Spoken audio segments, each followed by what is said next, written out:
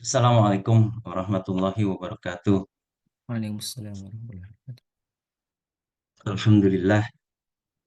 Alhamdulillah, innal hamdalillah nahmaduhu wa nasta'inuhu wa nastaghfiruh wa na'udzu billahi min sururi anfusina wa sayyiati a'malina may yahdihillahu fala mudhillalah wa may yudlil fala hadiyalah. Asyhadu an la ilaha illallah wahdahu la syarikalah wa asyhadu anna Muhammadan abduhu wa rasuluh la nabiyya ba'dah. Alhamdulillah, para peserta kajian ataupun eh, program inspirasi Ramadan yang mudah-mudahan Allah semua dimuliakan oleh Allah Subhanahu wa taala. Nah, pagi ini saya akan membawakan tema yang diminta oleh panitia untuk terkait dengan inovasi yang eh, kami miliki, dan inovasi ini ataupun tentang tanaman kelor ya, sebagai the miracle trees. Dan eh, tanaman ini merupakan atau inovasi ini merupakan hasil kajian yang cukup lama ya, dari hasil-hasil penelitian yang saya lakukan selama hampir lebih dari 10 tahun, dan mudah-mudahan ini bisa memberikan inspirasi ya bagi para audiens yang hari ini hadir di acara ini. Dan juga di dalam penyampaiannya atau materinya mungkin nanti tidak hanya dari hasil-hasil penelitian saya, tapi juga hasil-hasil penelitian-penelitian yang sudah dilakukan di seluruh dunia terkait dengan eh, tanaman kelor ini. Jadi sebagai pendahuluan pembuka, kita mungkin eh, bertanya gitu ya tadi, kenapa disebut tanaman ajaib gitu ya, atau biasa disebut dengan miracle trees ya, atau tree of life ya, mother of milk ya. Dan tanaman ini memang sangat berkhasiat dan sudah banyak digunakan, nanti akan saya sampaikan, eh, dan mudah-mudahan nanti bermanfaat bagi audiens sekalian, ikhwan dan akhwat yang hadir pada hari ini. Eh, dan tentunya tanaman ini tidak terlepas. Mungkin saya akan awali dengan, kalau kita sebagai sumber inspirasi ya dari apa yang ada kehidupan di dunia ini, itu Al-Quran ya. Di dalam Quran surat Asy-Syura ya, ayat 7 sampai 8 itu ditegaskan oleh Allah Subhanahu wa taala, yang artinya, dan apakah mereka tidak memperhatikan bumi, betapa banyak kami tumbuhkan di bumi itu berbagai macam tumbuh-tumbuhan yang baik. Pada ayat ke-8, sesungguhnya pada yang demikian itu benar-benar terdapat tanda kekuasaan Allah, tetapi kebanyakan mereka tidak beriman. Nah, ayat ini tentunya bagi seorang muslim akan memberikan suatu pelajaran ya. Beberapa pelajaran yang eh, dapat didapatkan, yaitu yang pertama, bahwa Allah mengajak manusia untuk memperhatikan alam, betapa banyak tanaman yang tumbuh di bumi ini. Yang kedua adalah Allah menumbuhkan berbagai macam tanaman yang baik, dan juga membawa banyak manfaat bagi manusia. Dan tentunya yang ketiga adalah ini sebagai inspirasi, tentunya akan memunculkan inspirasi, bukankah itu pertanda atas kekuasaan Allah dan anugerahnya yang tidak terhingga kepada manusia. Sehingga eh, tentunya bagi kita sebagai seorang yang beriman dan bertakwa, itu akan selalu mengatakan, Robbana ma khalaqta hadza batila subhanaka faqina adzabannar. Ya. Dan Sebaliknya, orang-orang yang tidak beriman, ya, sebagaimana yang ditegaskan pada ayat ke-8, ya, akan tetapi kebanyakan mereka tidak beriman, ya, tentunya disebabkan oleh karena kedengkian ataupun takabur, dan ingin mempertahankan status sosial, ya, sehingga jangan sampai Allah kepada orang-orang yang tidak beriman ini akan mengunci mati hati, penglihatan dan pendengaran mereka. Dan ini ayat yang mendasari kita, tentunya akan mengkaji ataupun menggali eh, salah satu ciptaan Allah ataupun dari tumbuh-tumbuhan yang sangat bermanfaat bagi kita semua, bagi manusia. Nah, kenapa Moringa olivera atau disebut dengan miracle tree? Ya? Yang pertama adalah bahwa tanaman ini eh, memiliki bagian tanaman ya hampir semua, ya, bagian mungkin semuanya bisa dimanfaatkan baik sebagai makanan food, ya, sebagai pakan feed, ataupun sebagai untuk kesehatan medis dan juga pada dan industri lain, ya, dan rumah tangga kosmetik dan sebagainya, ya, dan dalam dari lingkungan dan sebagainya. Ini yang pertama. Yang kedua adalah bahwa tepung daun kelor dapat disimpan lama tanpa kehilangan nutrien. Ini nanti ada beberapa hasil temuan yang ternyata daun kelor itu setelah diolah kemudian dia bisa bertahan lama tanpa kehilangan ya nutrisi yang dikandung di dalamnya. Asal nanti di dalam prosesnya itu memperhatikan hal-hal yang tidak merusak ya terhadap ininya.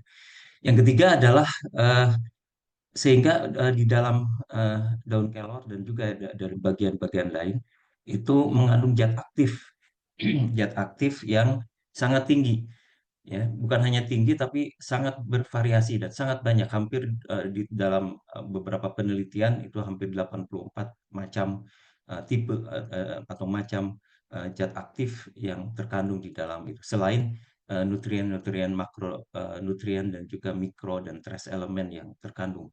Jadi ini bisa digunakan sebagai functional food, ya, untuk kesehatan selain untuk makanan, ya, dan juga pada manusia, hewan maupun pada tanaman.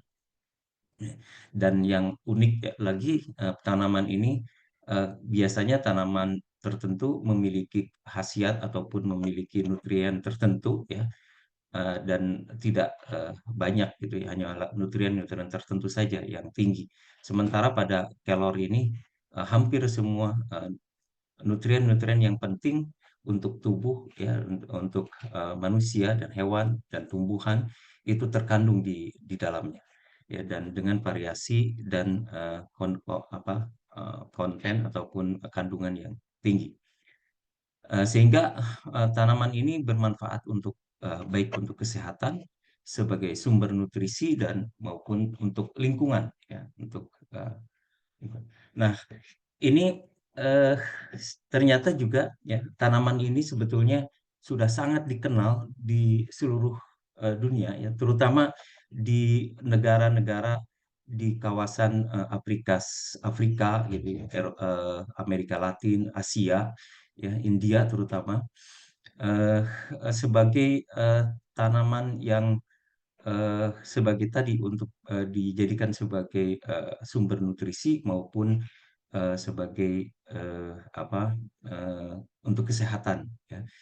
Dan kalau kita lihat di negara-negara yang pada saat ini mungkin masih berkembang, ya, ini pengetahuan manusia ya yang sudah beribu-ribu tahun diketahui khasiat tanaman ini baik untuk nutrisi maupun sebagai kesehatan, medisin, ya, dan juga untuk lingkungan, untuk penanganan water purification, ya, dan masih banyak lagi ya kosmetik dan sebagainya.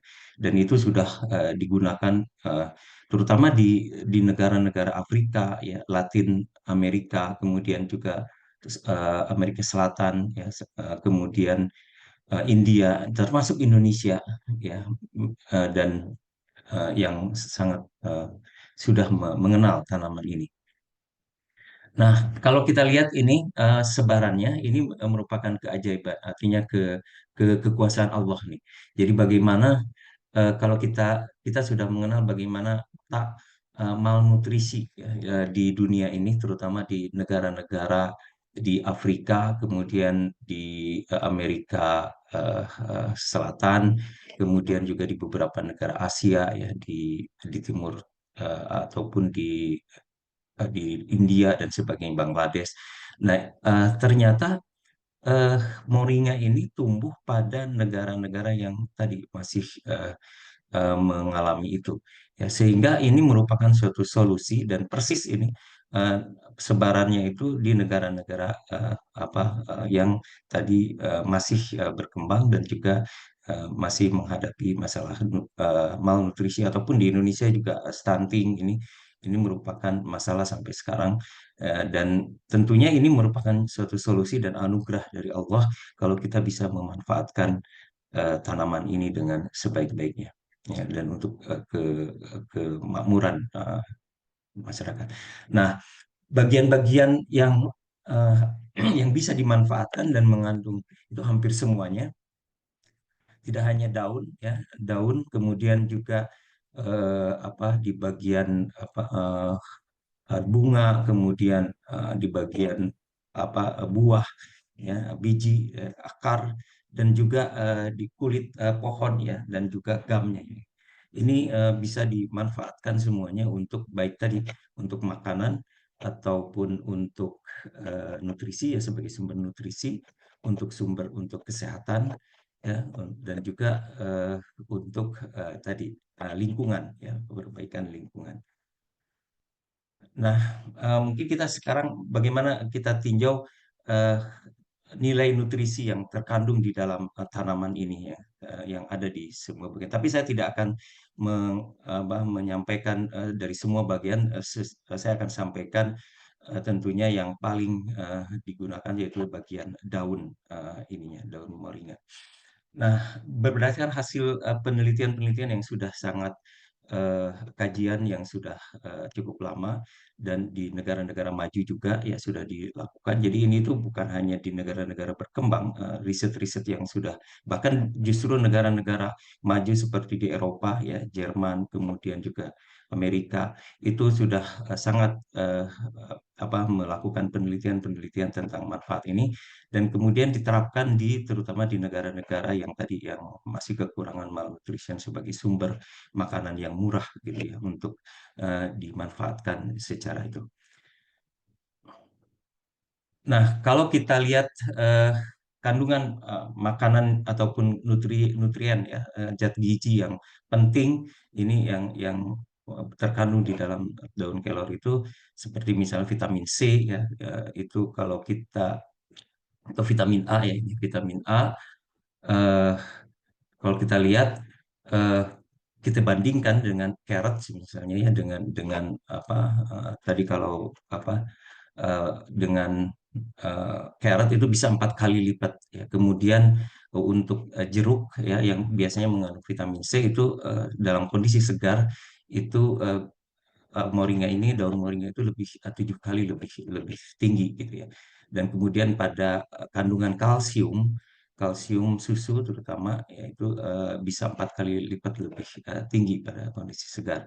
Dan kemudian juga pada pisang yang terkenal mengandung tinggi potasium atau kalium itu moringa itu lebih tinggi 3 kali lipat. Dan juga pada yogurt ya protein yogurt atau yang byproduct atau co-product atau hasil pengolahan dari susu itu lebih tinggi 2 kali lipat. Ini dalam kondisi segar ya daun segar. Nah kalau kita keringkan, ini manfaatnya akan lebih tinggi ya. Manfaatnya lebih dasar inilah nanti kemudian eh, adanya bagaimana kita melakukan pengolahan sampai untuk menjadi kering sehingga nanti manfaat yang didapatkan itu bisa lebih tinggi. Nah, kita lihat misalnya pada vitamin A ya, vitamin A itu pada kondisi fresh itu hanya sekitar 3 kali lipat tadi atau 4 kali lipat ya tiga ya. Kemudian juga pada apabila dikeringkan itu mengandung eh, vitamin A yang jauh lebih tinggi, ya. Jauh lebih tinggi, 18,9 miligram. Nah, kemudian juga vitamin C pada jeruk. Nah, kalau vitamin C karena memang vitamin C itu ketika lebih tinggi pada kondisi segar. Sementara kalau dilakukan proses pengolahan, terutama adanya pengolahan panas, itu akan merusak vitamin C itu sampai yang pengalaman ataupun hasil penelitian saya itu dengan tentunya proses yang sudah dijaga untuk tidak merusak pada nutrien lain, itu tetap vitamin C pada suhu 50 itu sudah mengalami kerusakan sampai 50%-nya, ya. 60%. Nah, memang kalau untuk mendapatkan vitamin C itu akan lebih baik dikonsumsi dalam kondisi segar. Hanya nanti masalahnya apakah bisa rutin itu ya jadi biasanya, karena herbal ini yang baik adalah dikonsumsi secara rutin, ya, sehingga akan bisa memberikan ini. Nah, kemudian juga kalau kita lihat kalsium, ini kalsium susu itu kalsiumnya itu mengandung sekitar 2,4 persen, itu lebih tinggi daripada kalsium susu, apalagi kalau dalam kondisi kering, gitu ya, dikeringkan. Nah, kemudian iron juga sama, ya, jadi pada kondisi kering itu lebih mengandung lebih tinggi. Kemudian potasium tadi, kalium itu juga mengandung kalau pada pisang itu 88 miligram, sementara pada dried leaf itu bisa 1324 miligram. Dan protein juga, ya, kalau dalam kondisi kering akan mengandung sampai 27. Dari pengalaman saya ataupun hasil penelitian itu dari segar, dengan tentunya proses yang baik tidak merusak, itu bisa meningkatkan kandungan tadi kandungan protein sampai kalau segar mungkin sekitar 20 sampai 24, ya, dalam dikeringkan, tapi dengan kami atau saya melakukan dengan metode hidrotermal itu bisa meningkatkan kandungan protein sampai 27, gitu ya, atau 28. Nah, ini manfaat secara umum, ya, ataupun garis besar, ya. Jadi semua tadi seperti tadi sudah secara empiris pada eh, orang-orang yang sudah di tradisional udah menggunakan ini memang untuk segala macam penyakit ataupun gangguan kesehatan, itu memang sudah. Dan sekarang sebenarnya penelitian-penelitian sekarang itu hanya mengkonfirmasi, gitu ya, mengkonfirmasi, dan ini sudah terkonfirmasi dari hampir semua ini gejala ataupun penyakit yang ditimbulkan akibat malnutrition ataupun akibat metabolic disorder atau karena makanan, atau itu uh, atau kerusakan organ ataupun disfungsi organ, itu bisa disembuhkan karena memang sifatnya herbal itu dia tidak mematikan ataupun pada target atau kuman dan sebagainya, tapi bagaimana dia bisa memperbaiki metabolisme dan juga organ-organ tubuh yang sudah tidak berfungsi ataupun fungsinya sudah menurun, itu menjadi berfungsi baik. Oleh karena itu perlu dikonsumsi secara rutin sehingga perbaikannya lebih alami, gitu ya, untuk sampai beberapa bulan. Nah, secara umum memang moringa ini itu bisa memperbaiki ataupun memperbaiki imunitas, ya, dan juga mencegah penyakit. Kemudian juga moringa itu sangat dikenal sebagai boosting natural energy, ya, energi bisa booster, ya, karena dia bisa meningkatkan stamina kalau kita mengkonsumsi eh, moringa ini. Kemudian juga eh, apa bisa juga selain energi adalah bagaimana dia memiliki konsentrasi phytochemicals yang bisa menimbulkan imunitas dan juga vitamin-vitamin yang penting, vitamin A, vitamin B dan sebagainya. Kemudian juga dia mengandung tadi zat aktif flavonoid yang bisa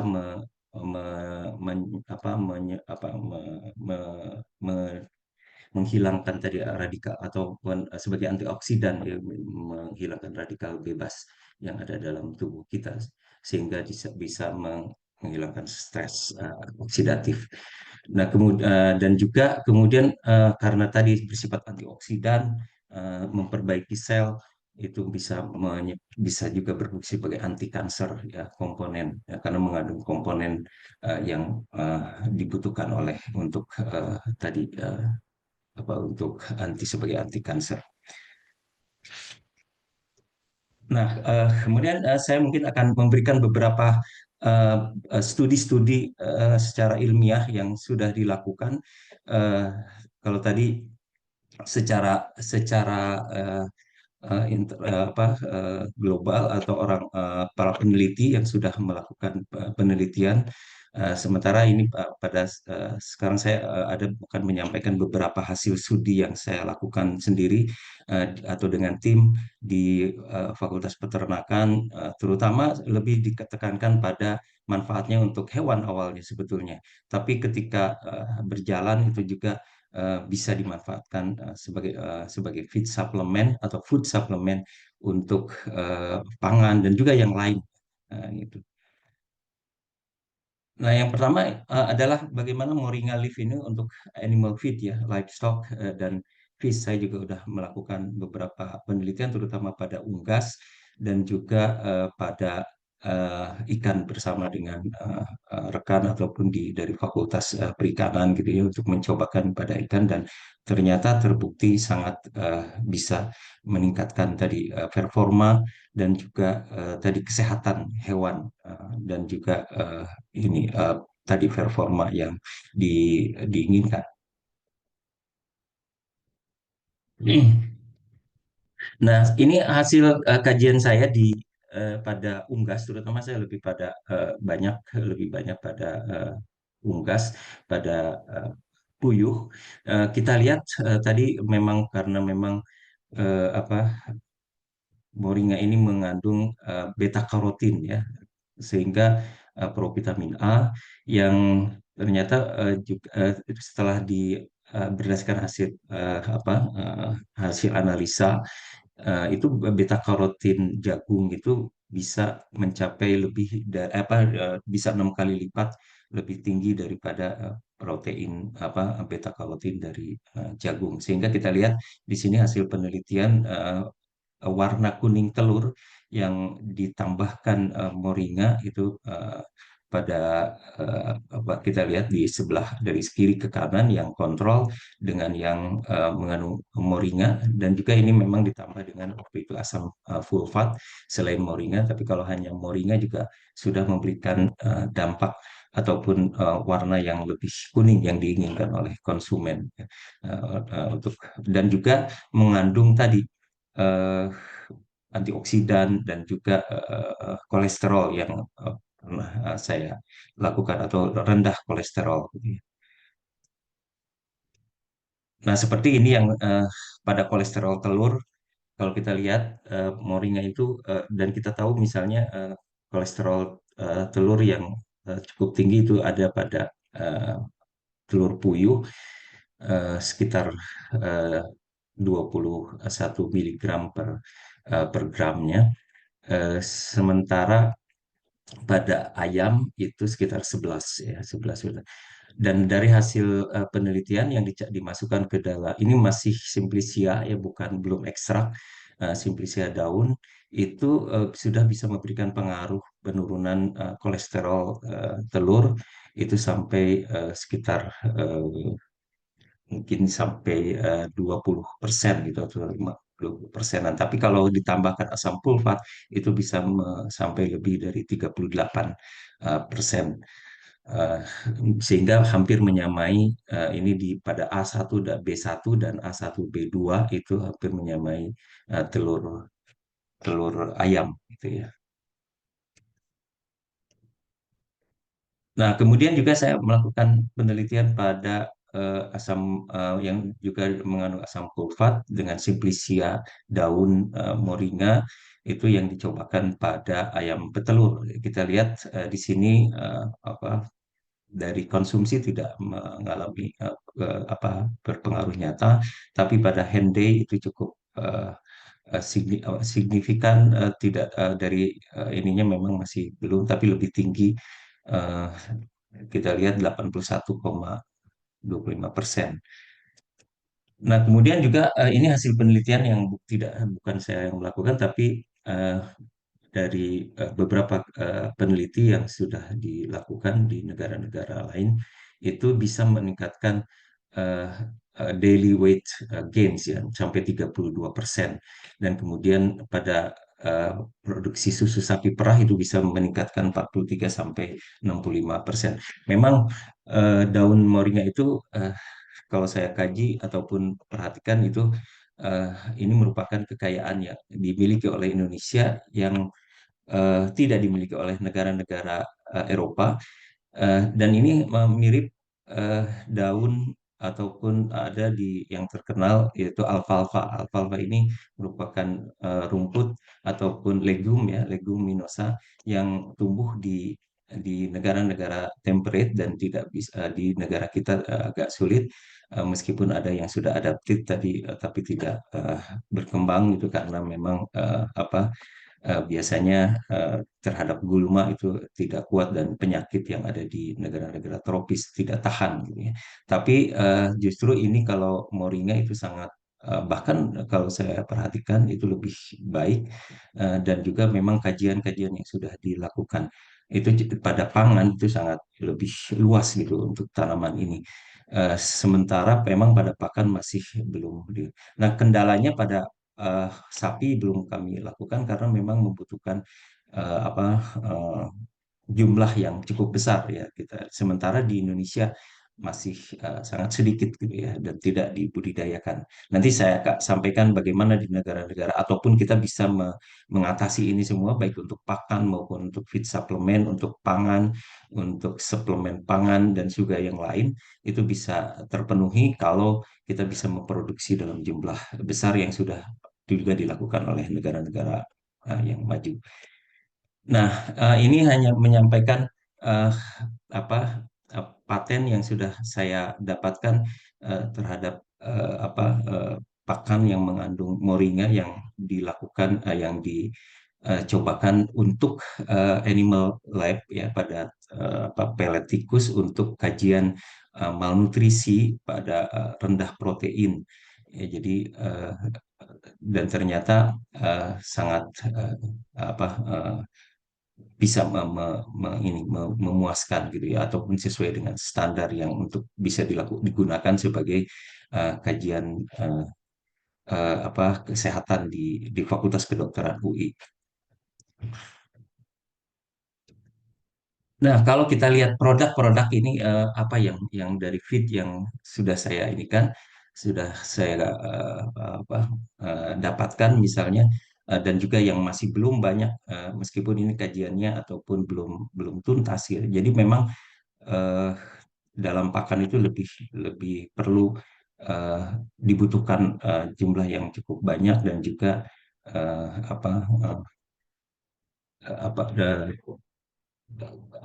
harus lebih ekonomis, lebih efisien gitu di dalam penggunaan simplisia ataupun daun ini karena tidak akan dari segi ekonomis itu tidak ekonomis. Sementara pada sehingga banyak digunakan di pangan itu lebih leluasa gitu untuk secara ini untuk bisa mendapatkan nilai yang ekonomis. Nah, ini bisa beberapa yang bisa dikembangkan itu adalah pada untuk yang juga pernah saya lakukan dan masih sedang dilakukan sebenarnya untuk sebagai suplemen ya modern mix ya biopremik ini bisa menggantikan eh, apa premix yang mungkin non yang sintetis gitu ya. Jadi ini ya sebagai biopremik. Kemudian juga bisa sebagai pakan powder maupun pada untuk pakan pengganti jagung ya ini kasamor. Kasamor ini merupakan mengandung moringa karena memanfaatkan dari moringa itu adalah tadi sumber beta karotin, kemudian vitamin ataupun asam amino dan eh, protein ya, meskipun protein tidak terlalu banyak, tapi tadi itu mikronutrien yang dibutuhkan untuk bisa menyamai jagung gitu ya. Kemudian juga sekarang masih sedang berjalan bagaimana kita membuat dari jagung analog itu untuk bypass protein pada ruminan terutama. Dan juga yang tadi yang sudah mendapatkan paten itu pelleted feed pada animal lab gitu ya. Animal lab untuk kajian malnutrisi, dan juga ada dua sebetulnya, tiga bahkan ininya paten yang sudah saya dapatkan, paten sederhana untuk kajian protein, dan juga untuk kajian defisien zinc gitu ya untuk pada tikus. Dan saat ini kita masih sedang melakukan untuk proses paten pada prosesnya gitu ya. Itu yang saya tunjukkan. Nah, kemudian ini Moringa bagaimana, ini hanya sebagai ini aja, dan ini yang tadi ketika saya melakukan proses ya, kalau tadi lebih banyak yang simplicia yang dikeringkan biasa tanpa ada proses hidrotermal, dikeringkan dengan pengering. Dan kemudian kalau pada pangan terutama perlu dilakukan proses sehingga bisa dijaga eh, ininya higienis, karena banyak eh, moringa yang memiliki manfaat yang tinggi itu kalau misalnya diproses dengan yang salah ya, itu akan menyebabkan kerusakan pada tadi zat-zat aktif maupun vitamin-vitamin yang sensitif terhadap panas dan sebagainya, ataupun jamur ya. Yang baik, moringa ini ketika akan dikeringkan itu justru di bawah naungan, tidak di matahari terbuka, kemudian juga atau di dalam ruangan dengan suhu yang sekitar 40 derajat sehingga bisa sampai 3 hari untuk bisa menjaga tadi aktivitas zat aktif maupun eh, apa nutrien-nutrien lain yang penting gitu, terutama zat aktifnya ya, yang mudah rusak.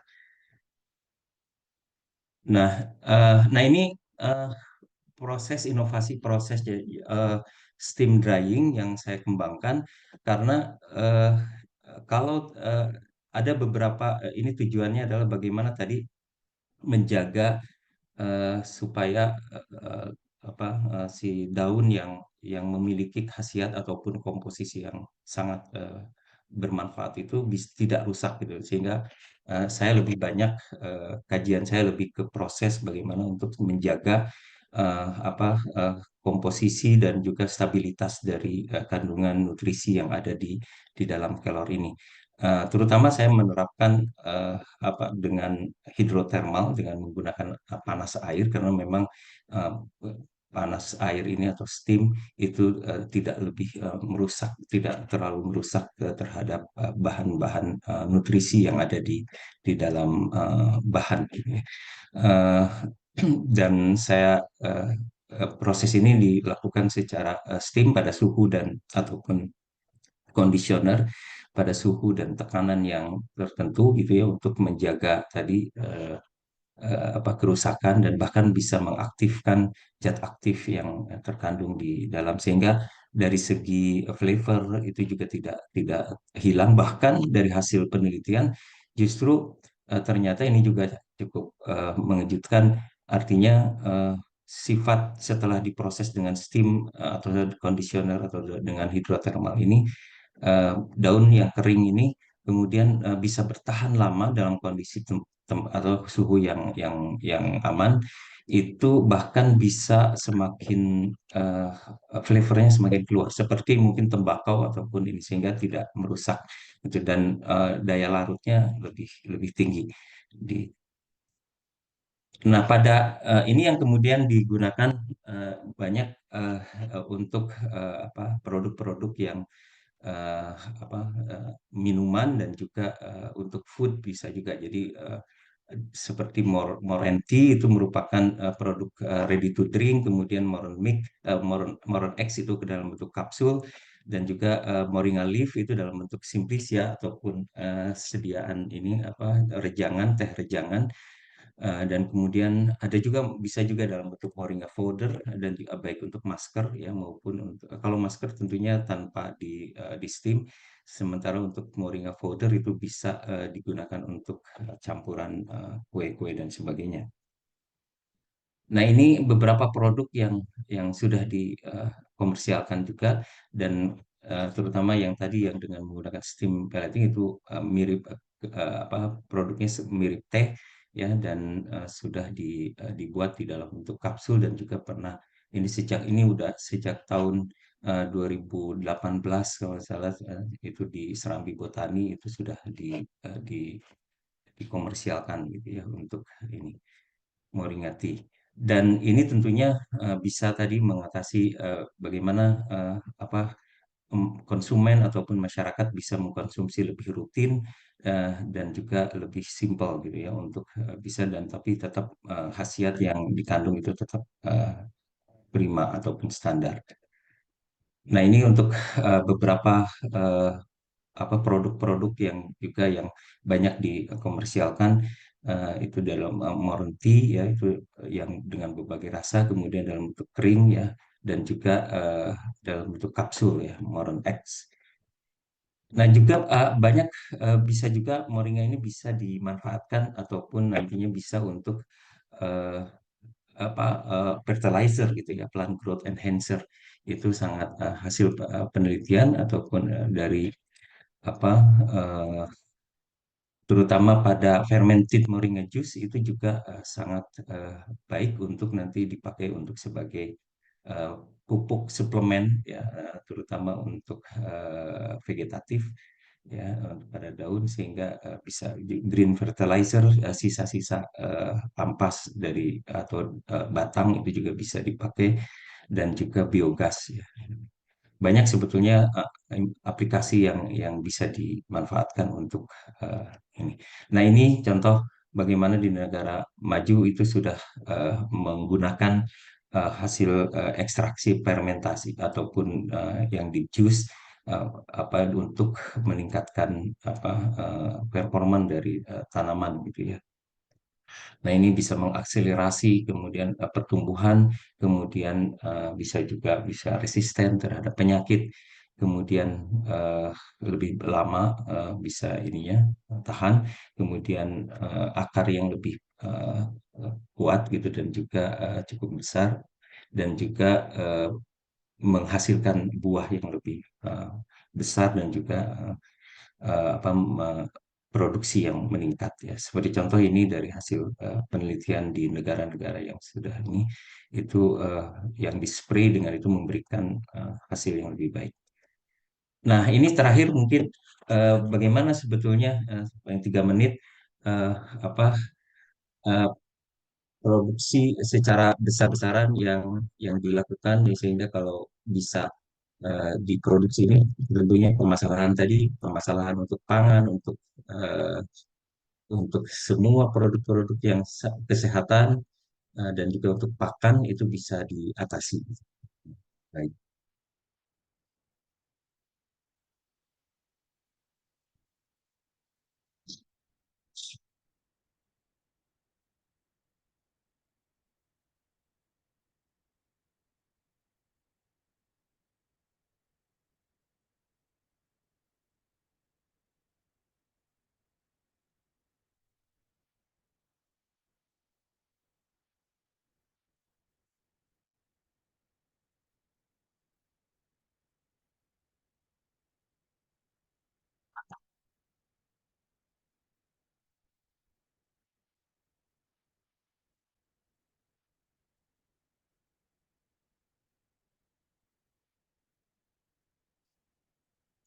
Dan mereka ini untuk tentunya digunakan sebagai pakan karena untuk pakan itu minimal dalam bentuk segar itu tadi sapi perah misalnya untuk supaya meningkatkan eh, produksi sampai 40% itu diperlukan sekitar 12 sampai 15 kilo segar ya. Sehingga dengan tadi tentunya yang produksi yang di atas atau 20 liter per hari.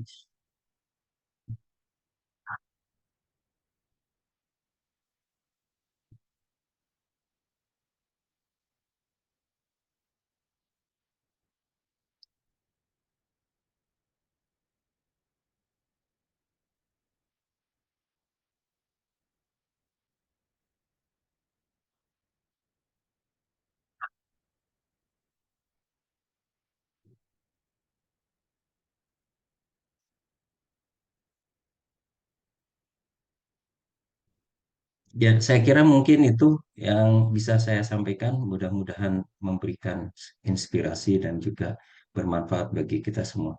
Terima kasih. Assalamualaikum warahmatullahi wabarakatuh. Waalaikumsalam warahmatullahi wabarakatuh. Syukron jazakallah khair kepada Bapak yang sudah menjelaskan materi sangat luar biasa materi yang kita dapatin hari ini karena selain dia lahir kan kebetulan ada ini ya Pak, minuman daun kelor gitu. Nah, Ya, sebelum itu saya sudah mencoba minuman tersebut dan dari pemaparan yang Bapak sampaikan juga banyak produk-produk olahan yang bisa kita kembangkan gitu dari tanaman daun kelor ini. ya, Mungkin dari Bapak, Ibu, teman-teman semuanya, saya akan membuka sesi tanya jawab. Jika luput dari Bapak, Ibu atau teman-teman yang mau bertanya, silakan. Baik Pak, ini ada pertanyaan. Izin bertanya, Pak Dr. Heri, untuk ternak apakah ya, daun kelor bisa difermentasi? Gitu. ya. Betul, bisa. Jadi kami juga udah mengembangkan terutama untuk suplemen ya. Jadi difermentasi, dibuat jus gitu ya, dengan tanpa menggunakan bakteri, bakterinya akan dari bakteri yang ada di itu, sehingga itu bisa dipakai tadi seperti yang tadi digunakan untuk eh, apa untuk spray pada tanaman gitu sebagai pupuk atau di rumah bunga dan sebagainya itu dari hasil fermentasi itu bisa digunakan untuk ini. Nanti bisa ada ampasnya, ampasnya juga bisa sebagai pakan, nanti kemudian ekstrak ataupun di ininya bisa digunakan menjadi pupuk suplemen ya karena nutrisi yang terkandung. Gimana dari Saudara Agus Sulistro? Mungkin ada pertanyaan lagi Pak. Ini dari Bapak Pindi Patana. Apa izin bertanya untuk angsa sebaiknya porsinya berapa banyak gitu? Ya, angsa, angsa berarti itu ya, poultry ya, unggas. Kalau secara umum tadi untuk ruminansia itu bisa digunakan dalam kondisi segar itu 30% dari total ransum ya. Sementara untuk poultry karena dia ini mengkonsumsi rendah serat gitu ya, paling maksimal 5% gitu ya. Yang pernah saya gunakan itu sekitar 3% aja cukup bagus gitu ya. Tapi maksimal mungkin 5%. Kalau 10% nanti terlalu banyak dan juga terlalu mahal juga nanti kalau pada saat ini ya. Jadi, tapi secara ini juga karena kandungan seratnya ya tapi udah dikeringkan ya 5% itu udah dikering dalam kondisi kering. Kalau dalam kondisi segar juga bisa diberikan ya, saya kira sekitar itulah. Nanti kalau tadi 5% nanti bisa dihitung berapa totalnya, itu jangan lebih dari 30% dari konsumsi bahan kering lah ya. Kalau untuk ini 5% gitu dari konsumsi bahan kering ini. Nanti kalau bisa dikonversi kalau segar berarti lebih banyak tadi ini. Oke, baik. Pertanyaan selanjutnya, salam Kak Heri, apakah kendala yang kita hadapi tumbuhnya ekosistem bisnis berbasis daun kelor ini? Bagaimana solusi kompresifnya? Ya memang sekarang eh, kendalanya dari produksi ya, produksi yang masih rendah dan juga belum banyak orang membudidayakan. Makanya harus diatasi itu dulu. Dalam untuk investasi cukup lahan yang luas memang agak sulit juga, kecuali kalau ada investor yang meyakini gitu ya untuk bisa karena itu nanti multi sebetulnya. Tanaman itu tadi bisa dipakai untuk feed ya untuk sapi misalnya ataupun untuk ternak dan juga untuk produk-produk pangan tadi yang kosmetik bisa berkembang semua bisa dibuat gitu produk-produknya. Nah, yang saya sekarang lakukan tadi karena untuk investasi lahan kan cukup mahal juga dan juga perlu biaya untuk perawatannya dan sebagainya.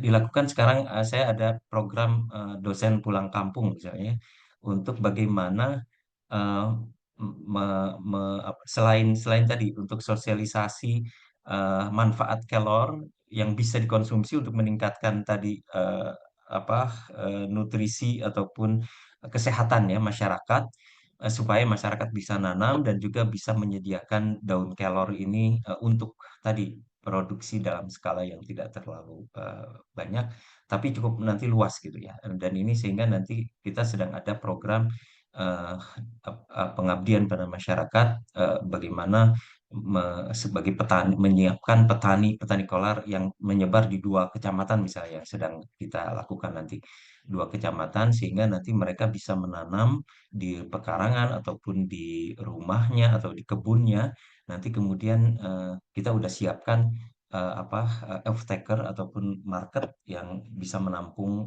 tadi selain digunakan nanti untuk sendiri gitu ya untuk tadi untuk kesehatannya sendiri tapi juga bisa dijual. Nah, itu mungkin salah satu alternatif bagaimana menjadikan karena kami juga agak kesulitan meskipun sekarang belum banyak masih bisa diatasi tapi kalau ke depan kalau misalnya makin besar itu tentunya perlu lebih banyak dan quality control terutama ya yang bisa tadi karena harus dijaga bagaimana dari mulai panen daun itu sampai menjadi produk itu harus betul-betul terjaga tadi manfaat ataupun nilai-nilai nutrisinya karena banyak yang beredar sekarang hati-hati itu harus betul-betul dilihat dalam proses pengeringan yang kadang dikeringkan di matahari sampai berhari-hari itu kan tentunya akan terkontaminasi ya kalau saya itu mengembangkan proses yang sangat higienis ya yang tidak berhubungan dengan udara luar dengan steam dryer itu sehingga dia bisa terjaga dan juga dengan kondisi yang optimal gitu ya paling tidak sampai sekarang. Saya kira itu. Mungkin ada pertanyaan selanjutnya dari Bapak Ahmad Muklis. Eh, Melanjutkannya tadi ya Pak, bila rantai pasok tiada masalah, ada gambaran kalkulasi usaha tani dan rolnya, hamparan lahan berapa agar ekonomis, di mana saja pengolahannya. Ya, nanti tergantung pada ini ya, tergantung pada produk yang akan dikembangkan. Ya, kalau untuk pakan yang saya rasakan ya, pakan yang jelas itu nanti ke untuk apa? Saya belum menghitung ininya, tapi saya udah menjalankan untuk produk ini ya, pangan terutama yang tadi RTD maupun yang lainnya itu lebih sangat menjanjikan ya karena apa nilai tambah dari pengolahan itu dari daun segar itu yang itu sangat tinggi sehingga dengan luasan yang tidak terlalu besar juga itu cukup menguntungkan gitu ya kalau untuk produk-produk herbal gitu ya herbal dan nah, tapi untuk tadi untuk pakan ayam dan sebagainya itu membutuhkan lahan yang lebih luas dan lebih efisien untuk bisa tadi apa digunakan untuk suplemen pada pakan dan itu memang saya belum menghitung berapa luasan ini untuk pakan tapi kalau untuk ini insya Allah itu akan lebih menguntungkan karena marginnya itu lebih besar gitu ya daripada dari proses maupun produksi dengan ininya. Saya kira mungkin itu. Nanti kalau gambaran lebih luas, lebih detail bisa di. Oke, baik lanjut dari Ibu Elvi Anis. Assalamualaikum warahmatullahi wabarakatuh. Apakah bisa daun kelor atau tanaman kelor itu menjadi beras analog juga pada suhu berapa untuk menjaga protein dan antioksidannya? Ya, kalau protein itu relatif bisa lebih tinggi ya. Protein itu kalau masih tadi kalau pengeringan biasanya kan kalau pengeringan dehydrator gitu, artifisial itu sekitar 60-70 gitu ya, 70 derajat itu tidak akan merusak protein. Kemudian tapi memang untuk zat-zat aktif itu merusak, bisa rusak apalagi vitamin C gitu ya. Untuk mineral tidak.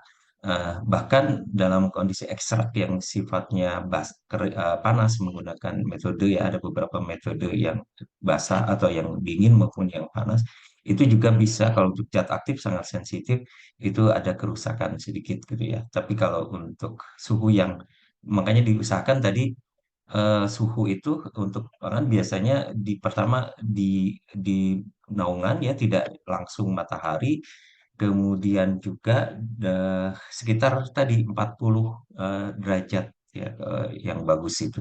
Ya itu tidak akan merusak, tetap terjaga gitu ya ininya.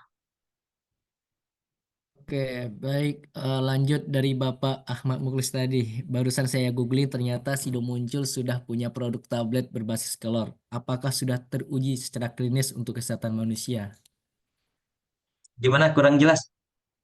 Jadi Pak, jadi dari Bapak Muklis tadi, eh, ternyata Sido Muncul sudah punya produk tablet berbasis kelor.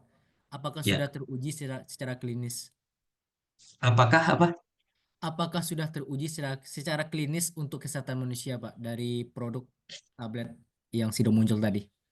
Oh ya, tentunya pasti ya, tablet ataupun Sido Muncul. itu biasanya ada izinnya kan, izinnya POM Ya. TR ya untuk jamu. Ya, kalau untuk saya juga yang Simplicia itu udah mendapatkan izin, udah diuji atau memiliki nomor POM TR ya, untuk apa tadi izin untuk edar maupun ini. Pasti yang Sido Muncul juga sudah diuji. Kalau uji klinis tentunya saya kurang tahu karena memang di POM TR itu tidak juga diuji klinis, tapi kalau memang biasanya kan selama masih itu terjaga ya, karena memang kan ini kan tanaman biasa ya, artinya tanaman yang kalau kita makan langsung aja itu udah teruji gitu ya, dari eh, apa oleh masyarakat gitu. Asal tadi kalau memang prosesnya sudah higienis itu insya Allah aman gitu ya. Oleh karena itu juga pada POM TR itu udah diuji semua apa kandungan-kandungan yang berbahaya ya, seperti terutama logam-logam berat ataupun bakteri-bakteri patogen ya, E. coli dan sebagainya dulu yang pernah saya lakukan sampai ada 11 syarat gitu ya untuk bisa mendapatkan POM TR. Yang termasuk yang saya juga yang ada itu kapsul itu juga sudah diuji memiliki POM TR meskipun sekarang belum diperpanjang gitu ya. Ini. Saya kira itu. Oke, ini dari Bapak Ahmad Muklis tadi. Terima kasih Kak Heri. Izin bisa kontak-kontak ya nanti dari BLSD. Silakan.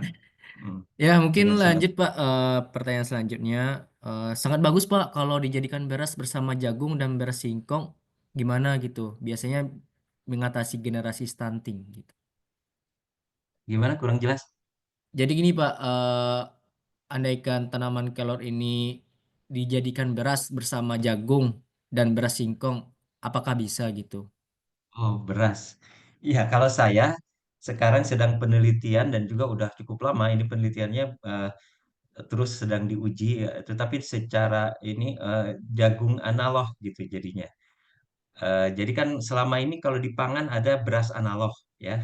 Beras analog itu beras yang bahan bakunya non padi gitu ya, non ini dikembangkan dari singkong, dari ubi jalar dan sebagainya gitu ya, sagu dan sebagainya. Nah, kalau saya memang dari ide itu saya sekarang sedang mengembangkan jagung analog gitu.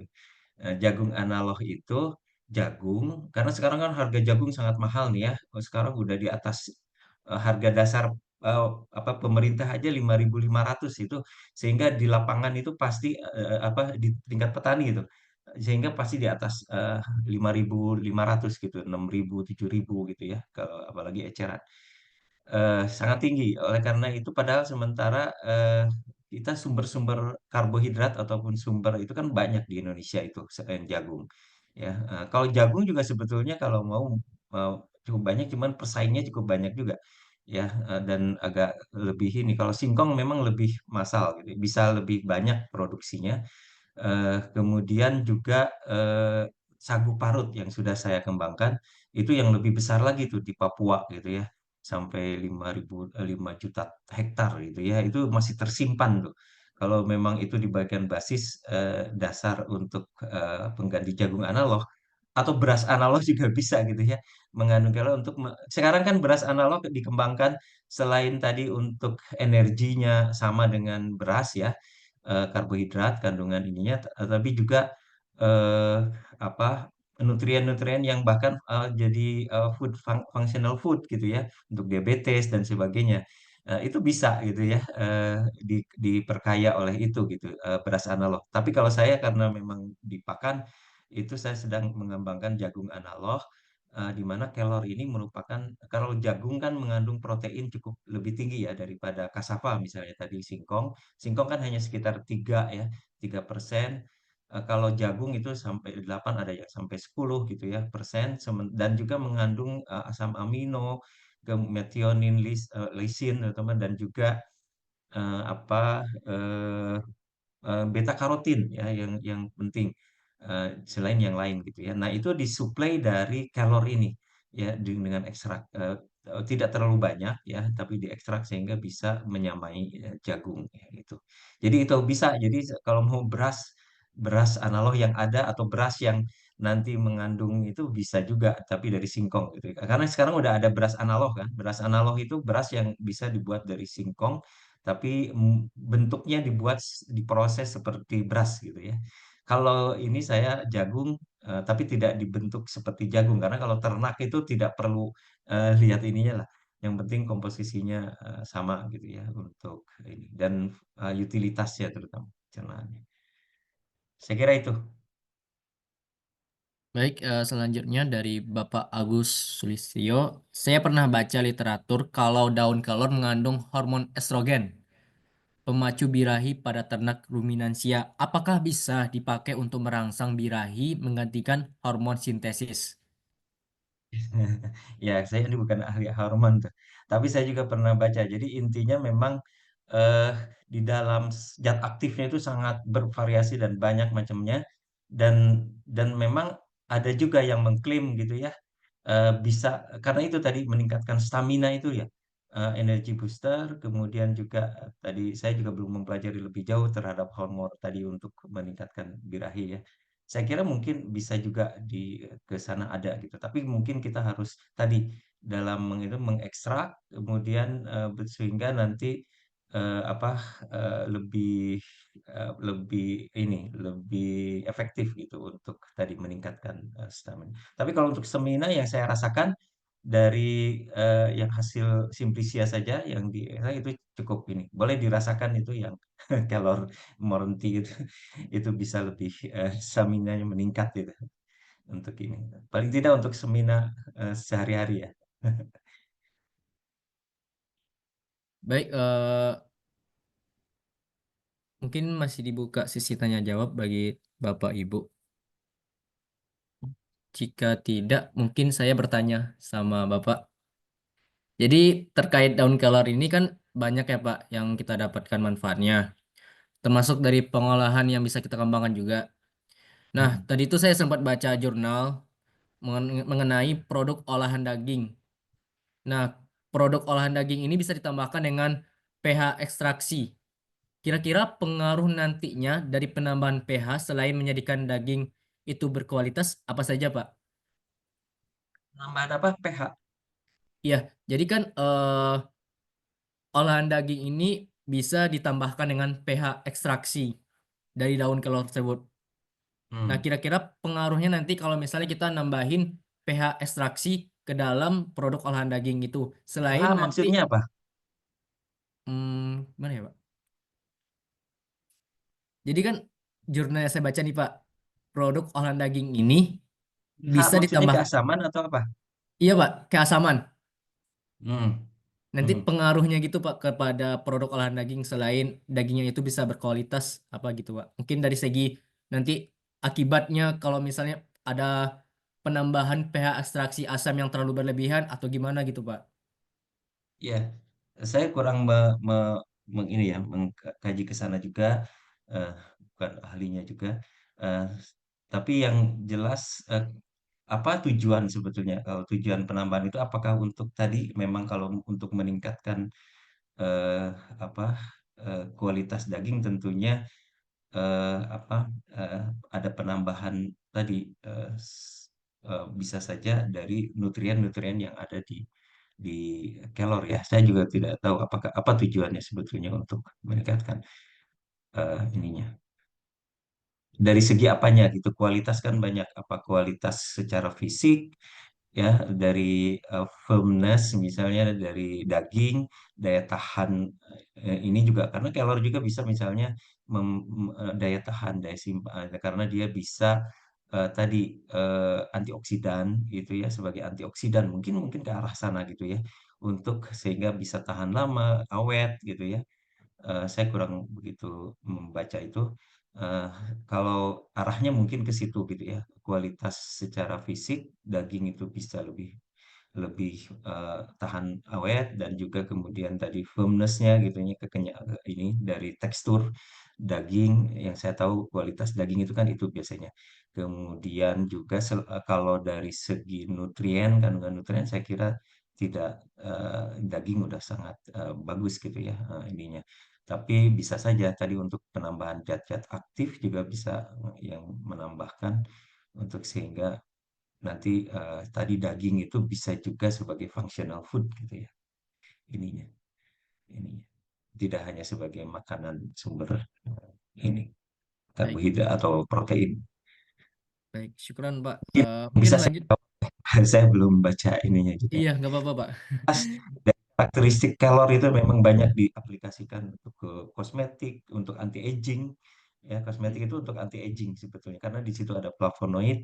Tapi itu Jerman itu udah mengekstrak gitu ya zat aktifnya, kemudian dimasukkan ke dalam kosmetik, minyak wangi atau kosmetik ya, eh, itu untuk anti aging, peremajaan kulit ya, karena mengandung vitamin A, slimming tea ya, untuk ke apa, untuk bisa juga sebagai apa, penurun bobot badan ya, itu juga punya fungsi itu ya. eh, eh, Daun kelor itu banyak sekali ininya.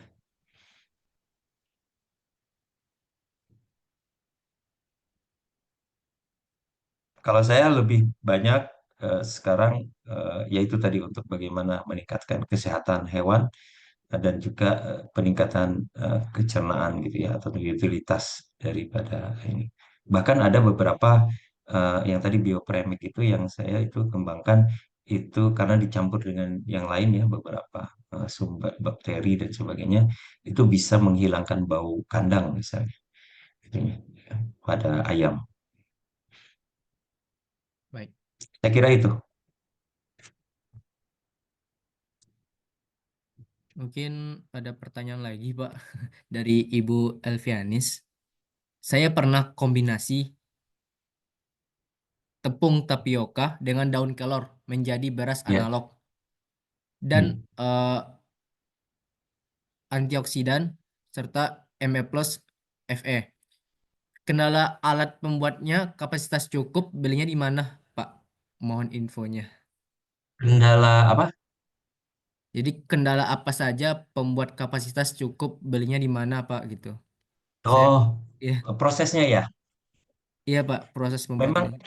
kalau kalau yang jelas, kalau arahnya ke beras analog ya tadi ya, berarti ya. Di BP kan di Pateta itu ada pengembangan beras analog. Di situ ada alat yang cukup cukup besar lah ya, untuk tadi untuk meningkatkan kapasitas yang ini. Kalau saya sekarang tidak, masih untuk jagung analog itu eh, bisa tadi, kalau jagung analog itu dengan menggunakan eh, ekstrusi ya, ekstrusi dan juga atau pellet gitu ya. Itu cukup bisa besar. Makanya karena jagung itu kan dibutuhkan cukup besar, beras juga lumayan. Sehingga memang harus produksi yang kontinu, dan kalau itu sudah tidak ada masalah sebetulnya untuk jagung analog.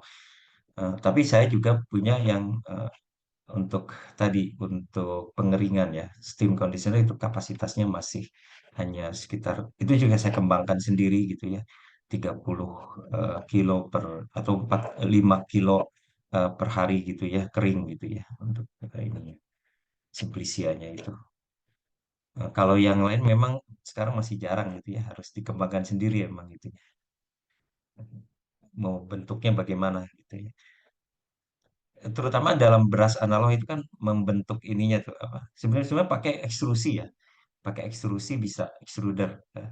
Kalau memang mau itu, di kita ada, itu lebih proses kontinu, eh, apa di lab saya maupun di lab di Pateta gitu ya untuk pengembangan yang kapasitas skala agak besar. Saya kira mungkin itu. Baik, mungkin kita cukupkan sesi tanya jawab ini karena udah mau jam 7 juga. Kalau misalnya dari Bapak Ibu jamaah sekalian yang masih bingung nih dengan materi ini dan masih kepikiran apa yang mau ditanyain, mungkin bisa dikontak Bapak Heri. Kemudian lanjut ke acara selanjutnya adalah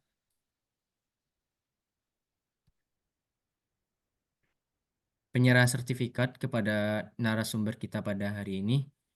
Mungkin kepada operator bisa menampilkan sertifikatnya.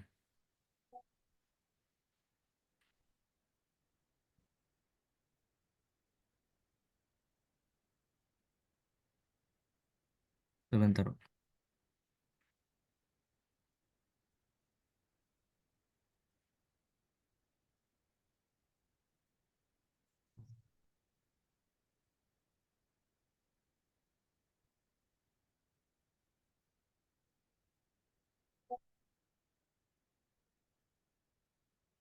Baik, saya izin share screen.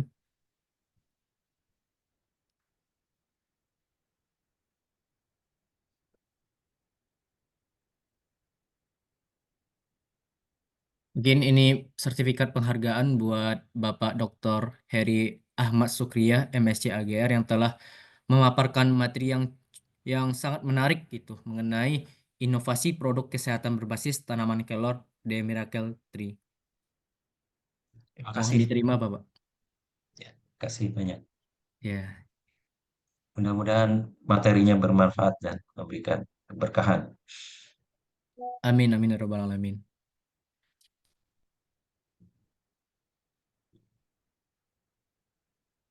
Mungkin karena udah mau jam 7 juga, saya mengucapkan terima kasih kepada Bapak, Ibu, dan saudara-saudari yang telah ikut serta dalam kegiatan Inspirasi Ramadan pada pagi hari ini.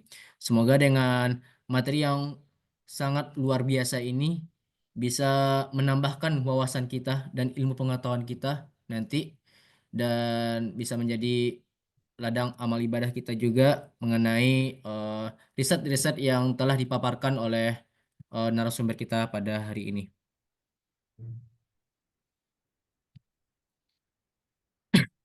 Selanjutnya terakhir kami mengimbau kepada peserta jangan lupa mengisi daftar hadir karena nanti ada e-sertifikat untuk pengisian daftar hadir itu melalui ipb.link garis miring presensi strip inspirasi strip Ramadan. Dan kami juga mengingatkan kepada peserta untuk berdonasi buka puasa dan sahur di Masjid Al-Huriyah dan ikut dalam kajian senja sebelum berbuka puasa bersama. Dan insya Allah akan ada webinar Inspirasi Ramadan lagi besok pada tanggal 11 Maret 2025. Sebelum kita tutup, kita akhiri dengan doa kafaratul majelis. Subhanakallahumma wa bihamdika asyhadu an la ilaha illa anta astaghfiruka wa atubu ilaik. Saya selaku MC apabila terdapat kekurangan mohon dimaafkan dan terima kasih kepada narasumber kita pada hari ini dan teman-teman Bapak Ibu yang sudah menyempatkan hadir untuk inspirasi Ramadan kali ini. Saya akhiri wabillahi taufik wal hidayah. Assalamualaikum warahmatullahi wabarakatuh. Waalaikumsalam warahmatullahi wabarakatuh.